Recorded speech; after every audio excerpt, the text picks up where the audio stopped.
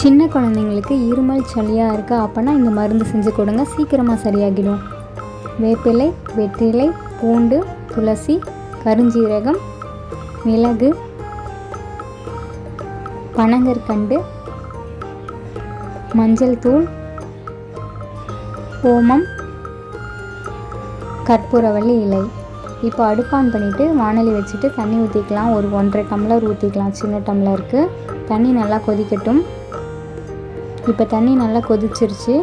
துளசி போட்டுக்கலாம், கற்பூரவள்ளி இலையை கிள்ளி போட்டுக்கலாம், வேப்பிலை போட்டுக்கலாம், வெற்றிலை போட்டுக்கலாம், பூண்டை கட் பண்ணி போட்டுக்கலாம், மிளகு, ஓமம், கருஞ்சீரகம், மஞ்சள் தூள், இனிப்புக்காக கொஞ்சம் பனங்கற்கண்டு போட்டுக்கலாம். அப்போ தான் ரொம்ப காரம் இருக்காது.